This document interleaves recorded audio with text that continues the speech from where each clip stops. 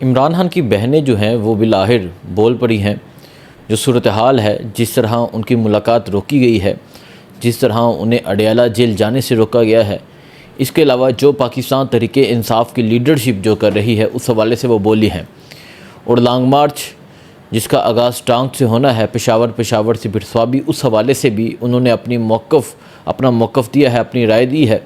ये तमाम सूरत हाल आपके सामने रखते हैं। और महमूद अचकज़ई जो हैं वो लाहौर में मौजूद थे। महमूद अचकज़ई के हवाले से बात करते हैं कि वो क्यों इस टाइम मीडिया से बात करते हुए कतरा रहे हैं, क्यों वो मीडिया को जवाब नहीं दे रहे, और अगर जवाब दे रहे हैं तो क्या जवाब देते हैं। बाकी देखें, एक सवाल हमेशा होता है, आप भी जो देखते हैं और जो हमसे सवाल करते हैं, जो हम पब्लिक प्लेस में कहीं भी जाते हैं, हमसे जो एक सबसे ज़्यादा सवाल होता है वो ये होता है कि इमरान खान बाहर कब आएगा। तो इसका जवाब बड़ा आसान सा है, वो आज आपको देते हैं। पहले मैं बात करता हूँ इमरान खान की बहनों की। 1001 दिन हो गए हैं इमरान खान की जेल में कैद को। तकरीबन 24,000 घंटे से ज़ायद टाइम हो चुका है इमरान खान की कैद को, और कई माह हो चुके हैं कैद तन्हाई को, जिसमें वो अकेले कैद तन्हाई में हैं, किसी से मिल नहीं पा रहे। अब इमरान खान के 1000 से ज़ायद दिन हो चुके हैं, और अगर उनकी कैद के हवाले से बताएं तो वो इस्तिकामत है, हौसला है, बहादुरी है, जुर्रत है। अल्फाज नहीं है किन अल्फाज में उस कैद को एक्सप्लेन किया जाए। इवन के जो मुखालफीन हैं वो मान चुके हैं। कल राना सनाउल्लाह कल फिर कह रहे थे कि हमें इत्मीनान नहीं था, हमें यकीन नहीं था कि वो इतनी बहादुरी से जेल काटेगा। मतलब जो सख्त मुखालिफ हैं, सख्त नाकिद हैं, वो भी ये मान चुके हैं। और इवन के मुझे एक दोस्त बता रहे थे, अडयाला जेल में आई थिंक डिप्टी सुपरिटेंडेंट रहे हैं उनके कोई अज़ीज़, तो वो ये बता रहे थे कि और उनके अज़ीज़ हैं, रिश्तेदारी है, वो मुझे बता रहे थे कि वो एक दिन हमारे घर रहे और हमारी बात हो रही थी इमरान खान की कैद के हवाले से। तो वो ये कहते हैं कि वो जो डिप्टी सुपरिटेंडेंट रह चुका है अडयाला जेल में, वो ये कहता है कि वो टूटेगा नहीं, वो हार नहीं मानेगा, वो समझौता नहीं करेगा, वो कंप्रोमाइज़ नहीं करेगा, वो अपने असूलों पर कायम रहेगा। ये अल्फाज किसके थे? उस सरकारी मुलाज़म के, ठीक है। और ये बात इवन के वो भी मान चुके हैं। इसी वजह से आज तक इमरान खान जेल में है। तो 1000 से ज़्यादा दिन हो गए। इस हवाले से एक स्पेस की गई, और ये स्पेस की गई पाकिस्तान तहरीक इंसाफ ऑफिशियल की तरफ से, जिसमें डॉक्टर उज़्मा खान जो इमरान खान की बहन है और नूरीन खानम न्याज़ी, इन दोनों को मदऊ किया गया। ये दोनों उस स्पेस में मौजूद थीं। लोगों ने अपने सवालात किए, मैंने भी अपना सवाल किया। अब उन्होंने जो बातें की हैं, मैं आपको खुलासा बताता हूँ जो बातें की हैं। एक बात को ज़्यादा कोट किया जा रहा है, लेकिन और बहुत सी बातें की हैं। एक बात जो लॉन्ग मार्च के हवाले से जो अहमद खान न्याज़ी कर रहे हैं, उस हवाले से नूरीन खानम न्याज़ी ने कहा कि इस लॉन्ग मार्च का कोई फ़ायदा नहीं है, ये एक मजाक है।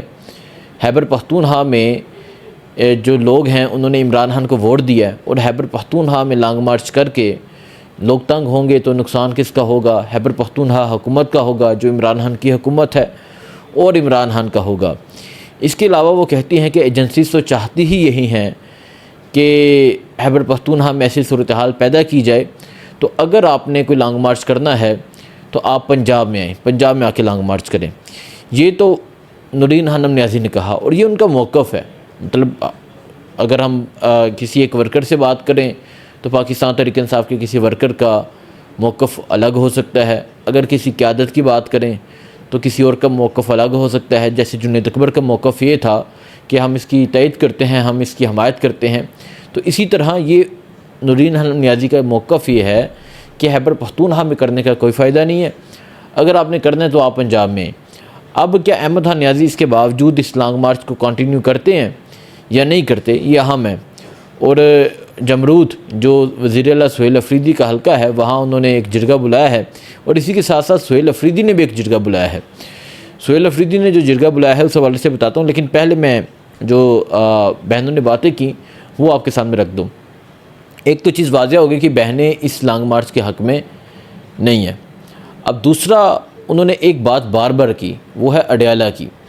वो कहती हैं कि हम कई मरतबा ये कह चुके हैं, 12 बार ये कह चुके हैं कि अडयाला जेल आया जाए, हम ये नहीं कहते कि आप अडयाला जेल आएँ, हमारे साथ बैठें, हमारा साथ दें, हम ये नहीं कह रहे।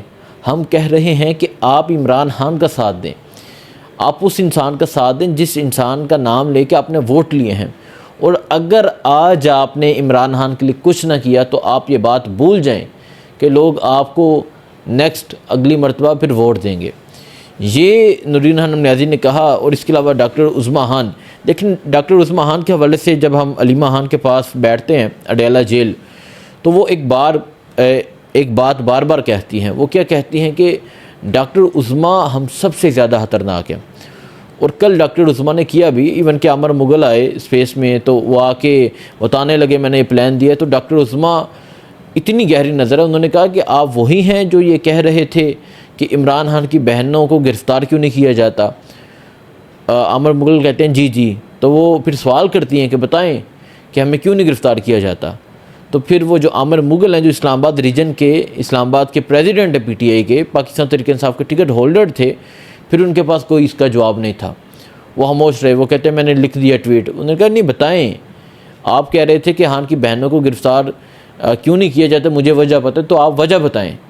तो देखें जी, खान की बहनों की नज़र है और कई और लोगों की नज़र है कि कौन क्या कर रहा है, किसका कब क्या किरदार था। तो ये तो बात हो गई आमिर मुग़ल के हवाले से। इसके अलावा लॉन्ग मार्च के हवाले से अब जो तीसरी अहम बात उन्होंने की वो ये है कि किसी को गद्दार ना कहा जाए, मतलब आप किसी पे भी गद्दार का लेबल ना लगा दें। इसके अलावा उन्होंने कहा कि जो सोशल मीडिया के पे एक तकसीम है वो नहीं होनी चाहिए, मुत्तहिद रहें, इकट्ठे रहें। और साथ जो एक चौथी इंपॉर्टेंट बात की वो ये है कि अडयाला जेल पहुंचा जाए। देखिए ये बहुत ज़रूरी है। अब अडयाला जेल क्यों नहीं पहुंचा जाता, मैं जो लास्ट गया तो यकीन करें कि सिर्फ 10 से 12 लोग थे। उसके बाद कुछ लोग आए, अटक से आगे ईमान ताहिर आई, इसके अलावा और कुछ जो लोग थे पिंडी के चौधरी नज़ीर वो नज़र आ गए, इसके अलावा राजा शहबाज भट्टी लोग नज़र आ गए, इस पिंडी के कुछ लोग नज़र आ गए, लेकिन 15 लोग स्टार्टिंग में हमें वहाँ नज़र आए। अगर सिर्फ तंजीम को मजबूत किया जाए, और मैं कहता हूँ कि आप पूरा पिंडी डिवीज़न, पिंडी सिटी, आप मेट्रोपॉलिटन, आप अटक, आप चकवाल, तलाकंग, आप सरगोदा, मियाँ वाली, आप जहलम, ये सारा नॉर्थ रीजन आता है। आप इस सब को छोड़ दें, आप सिर्फ अडयाला में, अडयाला की जो हदूद है, जो साइड यूनियन कौंसल्स आती हैं, वहाँ अगर तंजीम साजी कर लेना तो वहाँ एक यूनियन कौंसल से 5-5 निकल आए तो वहाँ ईज़िली 100 बंदा इकट्ठा हो सकता है। लेकिन नहीं, ज़ीरो तंजीम साजी है, कोई वर्क नहीं है। और नॉर्थ का हमें पता ही नहीं चल रहा कि नॉर्थ कर क्या रहा है।